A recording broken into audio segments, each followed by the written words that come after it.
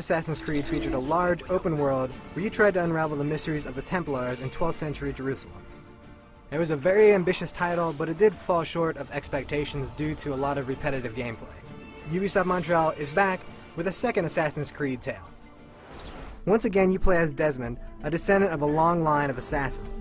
Instead of playing as Altair, this time you're going back to the Italian Renaissance to play as Ezio, a man who's not actually normally an assassin, but who's driven to become one due to some tragic events in his life. A pity we could not let your father live to see it. You're gonna have a lot more toys to play with in Assassin's Creed 2. For one thing, it's a sequel, so obviously one blade is not enough. This time you get 2 Assassin's blades. That's right, double the fun! But there's a lot more to it. You're gonna get a lot of really cool toys because your best buddy is Leonardo da Vinci. Yeah, you know, the guy from the Da Vinci Code? That's right, he's your best friend, and all those crazy inventions that he dreamed up back during the Italian Renaissance are gonna come true for you.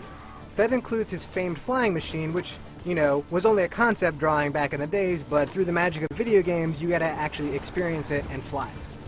A lot of the familiar gameplay elements from the first Assassin's Creed are back, but they've all been improved slightly. You're still going to be able to climb up buildings, run around rooftops, but it's all gotten a little bit more complex, and it starts with the AI.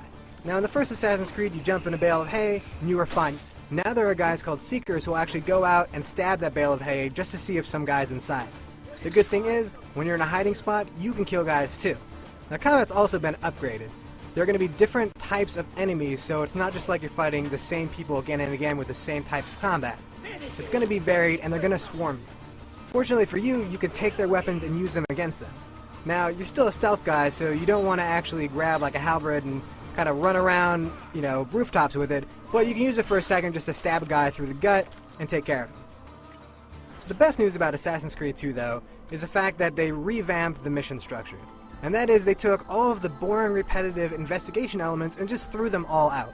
If you need to find information about where a target's going to be and when to strike them, it's just going to be a natural progression of the story. It's not going to be something where you have to sit on a bench and just eavesdrop on guys. It's going to be more action-oriented, and it's going to have a better flow to it. Enough! I yield! I yield! And we know for sure that this game is going to take place at least in Florence and in Venice. And the E3 areas were taking place in Venice. And of course, Venice is famous for its canals. So in Assassin's Creed 2, you're going to have the ability to swim. You're going to be able to get on boats. Hopefully you're going to be able to have epic gondola chases. But more importantly, because it's not set in ancient Jerusalem, the color palette of this game is far more interesting than in Assassin's Creed 1. As you can see, the E3 demo takes place during a festival. There's fireworks going off. There's lovely blues and greens and color actually in the world. And the crowds have a lot more animation and a lot more life to them. They feel more alive. They're not just walking around mindlessly from place to place. They actually have stuff to do now.